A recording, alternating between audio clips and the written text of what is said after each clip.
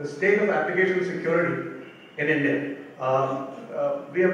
This report is basically an analysis of the kind of vulnerabilities we have been finding from various customers spread across various verticals, and we have put them in very meaningful and put them in a format which is meaningful. And I'm sure this August gathering and brilliant technology people here would find it useful in terms of how they can correlate in terms of their information in their business requirements, etc. So let me make an effort in putting this together. Before we get into the analysis part of it, it is important for me to build credibility. I can just present a report and which is not credible. So the credibility comes in with some of the slides which I'm going to go over in the beginning. We have 600 plus customers, and these customers are the marquee customers of the country, and they are related to BFSI, enterprise, telecom, IT-enabled service, IT, online retail, very few government customers. Name a vertical, and so pick banking. 7 of the top banks are our customers. Enterprise, 3 of the top 5. Telecom, IT-enabled services, I would say 4 of the top 10. In online retail, we have 8 of the top 10. The reason why I'm mentioning all this is, one, it is across the verticals, and second, it consists of marquee customers, which essentially means their applications are very much in use and popular not only in India but across the world. So 600 customers is an important factor. Second, we have tested about 8,000, almost 9,000 different applications from which the information got correlated. About 3.2 billion ethical hacks have been done by us on these applications in terms of various test factors to come with a figure. 2 million scans across our applications to get this and this data. So the point I can say is this is some serious stuff is going to come up. And we found about 12,500 different vulnerabilities across all these applications. So before I get into the analysis part, I thought I'd also spend a couple of minutes explaining what our solution does. Right? Our product suite is called Indusguard, and we have 3 parts to it. And my analysis will be in 3 various aspects. One is first an Indusguard web, which essentially will talk about what kind of vulnerabilities we detected in web applications through our product. I'm sure everybody in this room gets their applications tested once in a while or whenever to find out what the vulnerabilities are. And you would give it to a consultant or a vendor and go and do things. We changed the game a bit, and what we realized is that the traditional method of testing an application, that is once a year, coming up with a report and looking at it, is not enough. The reasons were that most of the businesses, because of the pressure, either customer pressure, competitive requirements, partner requirements, you need to continuously keep evolving and changing your web application, right? And which essentially means if you are continuously changing, the chances of a newer vulnerability inadvertently getting it could also be high. So what we did is we came up with a solution, and our solution got, again, we're very proud, our solution got recognized by Gartner. I don't think any application security product has been listed in the Magic Quadrant. We are one of them. And the reason why they listed us was, what we did was, we had 2 types of scanning done. So for all so we had an automated component, which we did automated scanning. So we would look at a website and scan the website on a daily basis or on-demand basis and look out for platform vulnerabilities, application vulnerabilities and malware and report it to our customers. Now these would detect everything which would take care of your day-to-day changes. So you see, for example, an insurance company is launching a new insurance product, right? And you made a change in your page or you got some new information getting in. All these things are very frequent. So a business is not going to wait for your security to give a clearance before putting it in. Let's say we want to get it out tomorrow.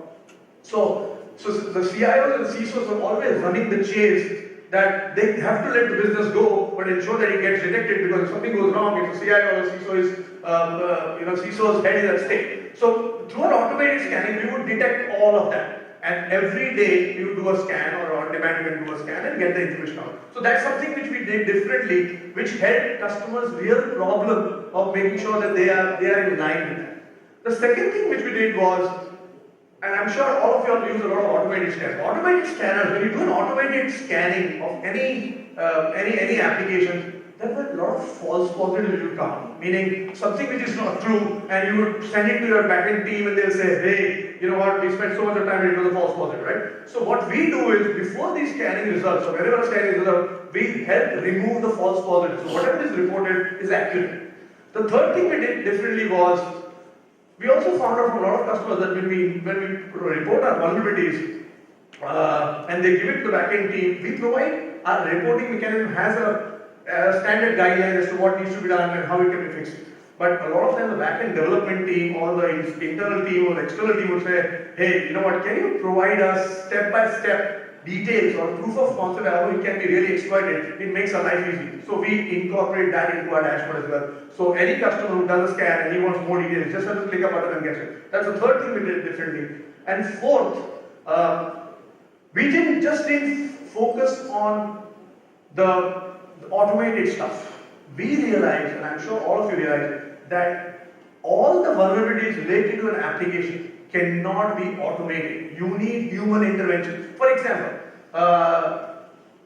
again, let me take an example of an online portal, right? You go and fill your details, you're buying a ticket online, you want to put your credit card. Now, this is all logic, right? And it's the logic of your application. Do you expect a scanner to be that smart enough to figure out your logic? And this logic is going to be different for every website, different business. So those require human intervention. So what we do is, our solution does automated scanning to detect everything which can be found or which can detect for the normal day-to-day changes, we detect that. For detailed assessment, which cannot be detected by a scanner, we augment it through our human team and we help remove false positive and POC. So this made our solution unique and extremely successful, and getting 600 marquee customers is a huge testimony of that. Now, based on that solution, I showed you all the data. These are some of the startling findings. Let me first start with what were the various types of vulnerability which we found across in the last year, in terms of, and which were the ones which are more common. And there are no surprises and no guesses for guessing them right. In the critical segment, almost 90% of the attack or the vulnerabilities found were SQL related. That is database query, and this essentially is used to get data backend password, etc., etc. So these was one of the things we found which was very common. On the high type of vulnerability, we found cross-site scripting. I'm sure everybody has understood that, we understand. Cross-site is a very major problem. We also found source code disclosure error aspect. I will spend a minute on that and tell you what that means. And from medium perspective, application error. So source code and application error are basically a customer tries to, or a user tries to input certain aspect and sends out an information. That, you know, if it's the wrong information, it will say this is not right, or if it's a code related, it will say this is not. You just give a message. And we have found the most common problem in coding is that the message you give out should have been very precise, wherein it has a lot more details, which a hacker or attacker uses to his advantage to understand your logic, understand your business and exploit. So I think that's what a common finding was. But the next three slides are just amazing. So then we said, let's analyze the critical vulnerabilities we found. Let's analyze them. So we looked two aspects of that. First, for all the critical vulnerabilities we found through our customers, we found out, let's see what are they doing about it in terms of closing them. Some startling numbers came out. Almost 90% of the critical vulnerabilities which they found, it took them over 7 days to patch them. And in general, we found it takes at least 48 days as an average for them to patch the critical vulnerabilities. This is a lot of time, right? And these are just the closed ones. But when we said, okay, on that point of time, let's find out what is the status of the open critical ones. This is just the we found they closed, these are the open ones. And out of the open ones, again, startling figure, almost 175 days it takes at an average for our customers to patch their critical vulnerabilities. Meaning, for 175 days, you are exposed to hackers. Startling. That's critical, maybe critical, I would think that's where. Let's go for the high stuff. The things don't change much. We found almost 70% of the time, 70% again they are open. It takes average 63 days for whatever they are fixing. It takes almost 60 days for them to fix it. And when we looked at the high, looks like they are pretty much they're doing a little bit better there. And it takes about 115 days when the websites are still remaining exploitable by hackers. I don't want to get into the same detail, but average, say, even the medium customers are, as the, it is a human tendency, as the criticality goes down, our effort to fix them also becomes more and more easier. Let's do it. And this is clearly reflected. It takes 91 days for them to even start thinking to fix them and remaining open for the openness is almost concerned. So some of the things which we found, and it became a study for us as to why are these vulnerabilities, though they are critical and high and it can have a major impact on our business, why do they remain open? And why aren't they fixed? When we spoke to a lot of customers, and this is not part of an answer, but I just like to share some of my experiences. What we found out is that it takes, there are dependencies of them. They are a security company, they have an in-house development team, or they would have an external agency to work with, and there are challenges which are somehow outside of the security head or the CIO to get them fixed. So these are things we found out. So which was a critical challenge, and as we go forward, I'll tell you how we try to fix that. This was more of macro information. I just mentioned during my starting of presentation for our web product, we said that we do scanning on a daily or a continuous basis. We recommend that, right? A lot of my friends and my customers, had questions about, hey Ashish, once we have fixed the vulnerabilities, do you think they really change? So, I went back to my marketing team and got my R&D team got together and said, we came up with a report just a few days earlier on H1, that is the first 6 months, and this time we said, let's do a little deep dive trending and find out that do the vulnerabilities which we had found in the first week and going all the way to the last 6 months, are they changing? Maybe not, our customers are right, we should not, right? And we found some solid numbers in trending. I'm going to go into details. Like XSS. When we started on week 1, there were humongous amount of XSS vulnerabilities. We found that in our earlier report, right? But over a period of time, we're using our solution, the customers became aware and started getting them fixed. And that information, if you see the week 17, week 20, almost has come down. That means it helped on a continuous basis for them to fix it. However, when we looked at SQL injections, so again, these are coding related errors, we found that in certain weeks, though everything was going wrong, in certain weeks, we found there were spurts, which essentially means a new code must have got introduced, or a new parameter, or a new form would have got introduced, which led to addition of this vulnerability. Now, imagine if you were doing the traditional stuff of doing application security testing once in a year, you would not even have figured it out, right? But we figured it out, and see, week 15, we had provided them information. Quickly, they were able to get their security posture fixed again because they realized that it is coming. Another source code disclosure is another example. Source code is purely disclosing the new, and this can only come if a new code is introduced and new code changes are done. There also, if you see in the week 16, 17, 18, 19, the codes, those already started picking up. So this is a very good example of that you need to look at your application, and then, so last 2 days we're talking about how the business can take advantage of mobile applications, web apps. These are the windows to the world, right? And if you're going to continue to use them, you need to make sure that you're on top of them, because they can have an impact on your brand, on your reputation, financial loss. So, and doing it continuously is important. One more slide, maybe not linked, but this got me jumping. This is something what I love the slide, it's called the multiplier effect. So what we did is we looked at all our customer websites and we looked at which are the three vulnerabilities which are linked to whenever a customer inputs certain aspects, it brings out information. Right? If you input something, you find out it's an XSS vulnerability or not, or if it's a source code disclosure, you disclose certain information. And when we look at it, we realize that these are contributing to the majority of the vulnerabilities. And what we found out is that if both of them are present together, the chances of a hacker exploiting a website becomes multiplied. It's multiplied because it gives you the information as to what the source code information is, how it can be exploited, what it can be done, and if you have an access along with it, he'll exploit it. So I think that's another critical finding we had, and something you all should be concerned about. That when you look at the vulnerabilities, you should look at that what are the things which are there, and your provider should be able to help you. That what can have a multiplier effect to get your website down very quickly or have an impact on application.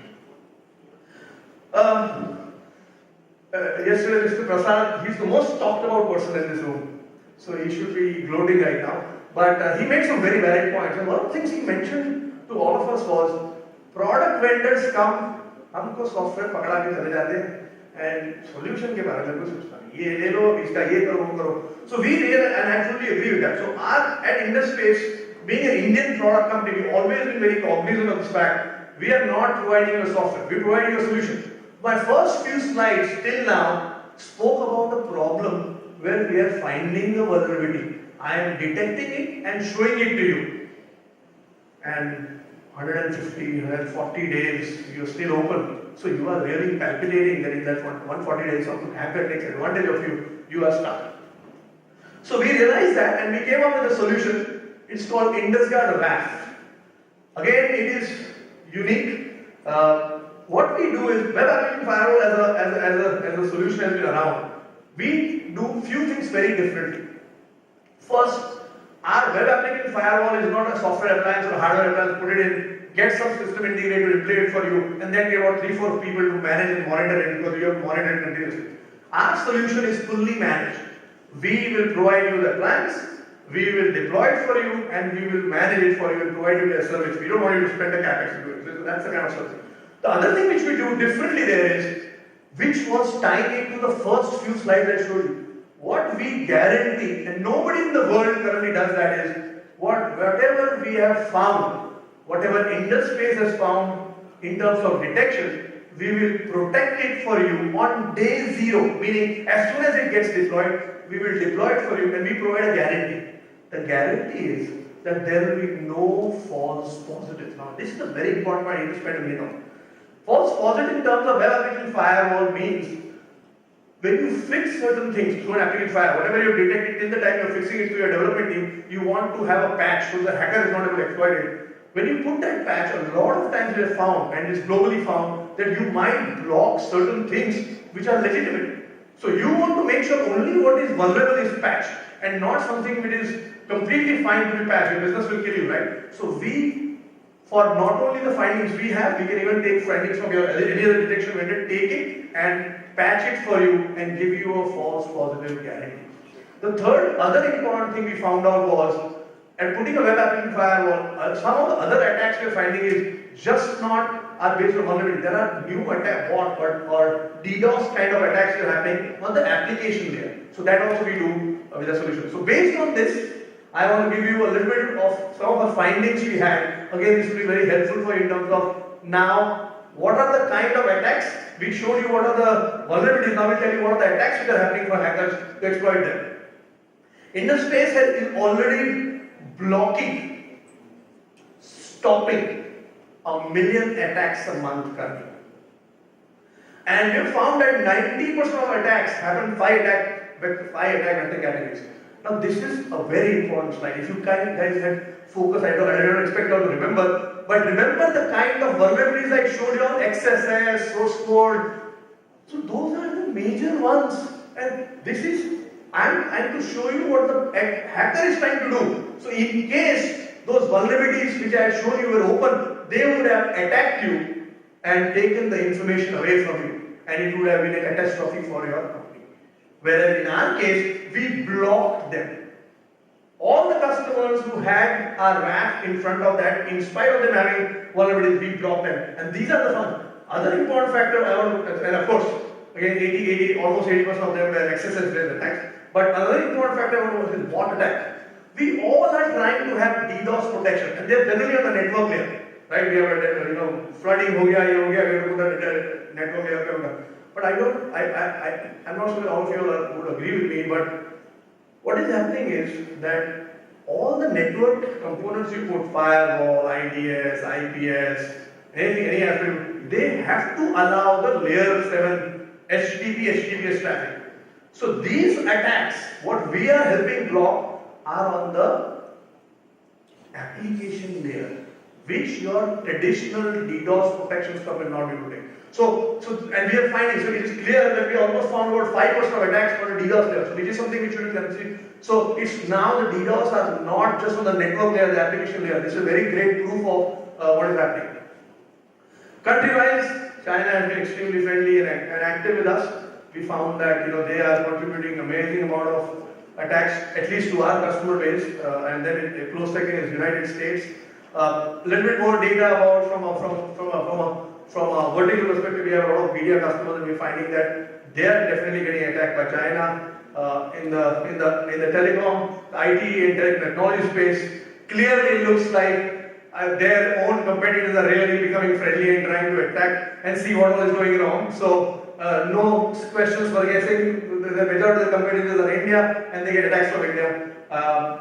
And there's another finding we found that America contributes almost 40% of the attacks, which comes in for our BFSI segment. Finally, we realized that our customers' window to the world is no more just a website. Now, and we have almost had about 4 sessions about mobility, mobile apps, and we realized that mobile apps is a real thing. And every customer who had a web application to go to talk to their customers or partners, they also have a mobile app. In order to ensure that our customers get a complete solution from us, we have Indusguard Mobile. It is very much similar to our web. Here, what we do, a few things which we do differently and which are unique to us are one, we look at your mobile apps, which before you put into a public app store, whether it's Google, Apple, or whatever, we look at them from a standardized OS top 10 perspective. One. Second, we have an online dashboard. Our solution is continuous, so you put a first version of your mobile app, and then you will make some changes and get another app, so you can continuously keep testing to us. And we have a very wide range of coverage, meaning any mobile application has, and it's a little bit complex. It's not just HTML or HTTP, whatever. So we can help you protect your apps either on Android, iOS, BlackBerry, Windows, and HTML5. Let me give a little brief about. So we've been testing hundreds of apps now. And now the next few slides are analysis of how do the apps look like. We found 2 vulnerabilities which are very common. First is insecure data storage. What it does mean is that whenever you have a mobile app and your app sits on your customer's mobile, you take certain, for example, login information, username, password information, which essentially gets stored.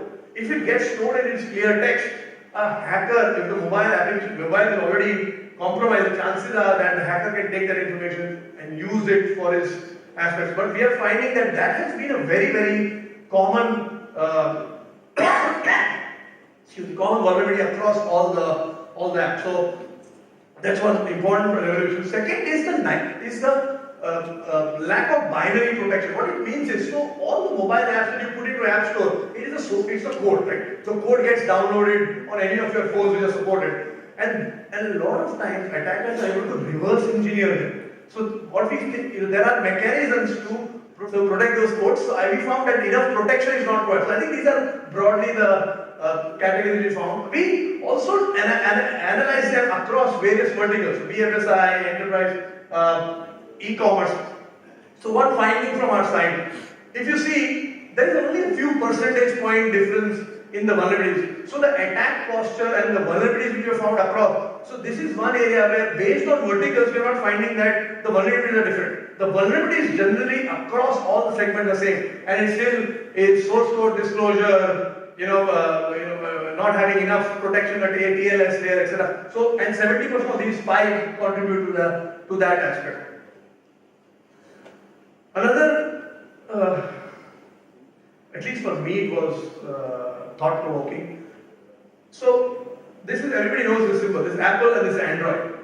Now, when I spoke to this says that there were more critical vulnerabilities found on an Apple App Store than made on Android. And Android is an open source solution. We would think that it would be more vulnerable, it would have more issues. And I went and spoke to my backend team and said, is this data valid? I am showing it to the best in the world and they are going to be questioning me. I need to be doubly sure of it. When I went back, they said, this is a fact and this is what we are finding. And when I found out what was the reason, it made sense to me. I hope it makes sense to you. The sense was, because every developer who develops a mobile app knows that Android is an open source. He's much more careful in making sure the security controls are properly put. Whereas in terms of Apple, because they feel it's a closed source, they take care of most of the stuff, there has been lacuna. This has been a finding. So maybe when you are developing your mobile apps, and these two almost contribute 90% of the entire ecosystem of the user, either on Android or App Store, I would recommend that you should look at it and make sure your Apple guys are much more careful. Okay, so that just sums up my analysis. But I thought that Indian Express has provided us an opportunity to present to this august gathering of technology experts. We did before coming, and Indian Express had also shared with us, who are going to be the likely participants. So what we did is, because we have our own mobile scanning software, we went to the Google App Store, where majority of your apps would be there, and these apps are available to anybody in the world. So we went and did a sample scanning for them, and we looked at 60 of them, and it could belong to any one of them, and we found that there were about 21,000 vulnerabilities we found in the mobile, the apps which could belong to any one of yours, and this was a kind of mix of where it belonged to. My intent was not to scare you all. My intent was to make you all aware that you all are putting a lot of your mobile apps in the App Store. You all should be concerned about, and what we have found is alarming. I'm happy to kind of share it with you all. It belongs to your data. There's no economic benefit I'm looking at. But I thought this would be a good way for me to make sure that I also emphasize my value in terms of that. You all should be concerned and safe. The finding is very much similar. Source code. We have found that anybody can go and change your source code very quickly. We are finding that the encryption levels are not right. We are finding that your apps are also storing a lot of sensitive information which a hacker can exploit. So I urge you to look at it and ensure that you are serious about it and make sure that you get it fixed quickly, because these are already available into the world. They're in the App Store. Anybody can go and get it, including a hacker. So you might want to look at it and get this close. Just one slide about Indusface. We are very proud. We are an Indian product company. Our Prime Minister continues to say he wants made in India and not made for India. So we are made in India and trying to sell across the world. I think as far as our offerings are concerned, we feel that we are the only industry solution which helps our application customers in helping them detect what their weakness is, defend, meaning help them protect against it, and continuously monitor them and make sure they are protected for the continued life cycle. And these are the products which we have. We have Web, IndusGuard Web is an application pen testing product, IndusGuard WAF, which is application protection product and DDoS protection product. IndusGuard Mobile is detecting mobile apps. We have a PCI compliance solution, and of course we have an encryption solution. Thank you very much. I hope it's almost 30 minutes. So I hope you found the presentation and my findings, they helped you in terms of providing a kind of a macro impact about what we are dealing with in terms of security. Very happy to answer any questions you all may have. Actually, I urge you all to, if we have time. And I would offer myself, Mehul from my team, we are both here. You can anytime give your card. I would be happy to kind of engage with you all. And for everybody present here, we can do a free test. And this is not testing and just finding vulnerabilities. We'll show you both. We'll demonstrate both. We'll test your application vulnerability and also help you protect and give you that report and say, this is how we can help you. In case you guys are interested, very happy, you can give me your cards, me and Mehul, and we'll be happy to help. Questions? Do we have time or? Sorry? Mr. Modi won from got a resounding success which no other politician in the country has ever got it from the people of Baroda, and he has decided to go to Varanasi. We are hopeful that he will not forget us, and that's what it is. Yes, please. Are you recommending to move to a Windows platform? I'm not at all saying. The reason why we put both of them were because you realize 90% of the apps in the world currently are either Android or iOS. Windows is becoming popular. I'm not suggesting either or. I'm just saying, as a vendor or as a customer or as a businessman, what will you do? You will try to say, I have got limited bandwidth. I need to reach out to 90% of the people. So 90% of the people you get reached out with these two because anybody has an app, they have an Android and iOS both. So I had no recommendation of any vendor. I was just saying that when you are giving or purchasing or somebody who is developing a mobile app for you on these platforms, generally you tend to feel that Apple is going to be secure. So sometimes a developer also overlooks certain aspects. I'm just saying, I was trying to tell you is that this is the message we found. We tell our customers, I'm just telling you that make sure that you are also extra vigilant that it should be properly. Because we found that because of confidence of a closed network and Android being open, you feel that Apple is secure hoga. Aisa nahi hai. So that's the only recommendation. No other recommendation of product or operating system suggestion. Anybody else would like to ask? Some of my security friends. If they are approving this, yeah, sorry, please. Yeah, one thing you mentioned that a lot of critical things have come out. How do you define that critical? What is that critical? So there is, there is something called CVS. There is a value system given 5, 4, 3, 2. It is internationally accepted. Which vulnerability is considered to be 5, 4, 3? So if you have 5, CVS 5, it is termed as critical. It is just not, and that number is just not randomly come up. It is like an SQL injection is supposed to be critical. Now, what it means is that somebody can do a backend data, get an access to your database, get your usernames, passwords, any credit card numbers. So that is business impact very critical. So hence it becomes high up there. Whereas certain categories of excesses are in high category, meaning chances are that by changing them, they would deface your website or there might be a monetary loss. So, I mean, they are following these guidelines. And also when you mentioned that for a few of the things you scan the sites, the websites, you will only be able to go to the level where a normal program will allow you to go. You are not able to get into the coding part of it. So the way it was for all the websites which are external, our plan is that we try to do what a hacker which is available on the internet. But we do two things here. We will do, so hacker, first we would do is a black box testing, meaning just take your website and do a test for you. But most of the businesses will have a username password. And once you put that, or with a two-factor authentication, you then get into the next step. There is a two-step process.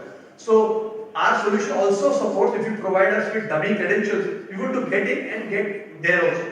So, and majority of our checks are done so that can a hacker pass, can a hacker pass any of our these, I don't know whether I have time, but I can give a real life example. So we need I'm sorry I'm going to take time, but so Narendra Modi, the question came up. So I don't know whether you all know, but Narendra Modi, so in Gujarat, for elections, not the Lok Sabha elections, but municipality elections, every voter in the state gets two options to vote. One, through EVM, which we all do, and second is online voting. He got it passed and he's the only one in the world who does it. There are about 4 elections we have conducted, so we are their security advisors. So in that, what we had found was, the way the voting is done is, you have to enter to the website because that becomes your EVM. You go, select a person, select, and you will get it only with the user and password. When you are voting, an OTP, and out of the band, message comes on your registered mobile number. You take that number, get in, then you can cast a vote. So during the test, it was tomorrow 9 o'clock was the voting to start, and in the night we found that there was a possibility to bypass that OTP, which would have led to voting which would not be, it would be a fundamental right defeated, right? And somebody else would have verified. We were able to fix it. So those are the kind of tests we do. Thank you. Anyway, thank you very much. Thank you. Thanks a lot. I'm going to be around. If you have any questions, please let me know.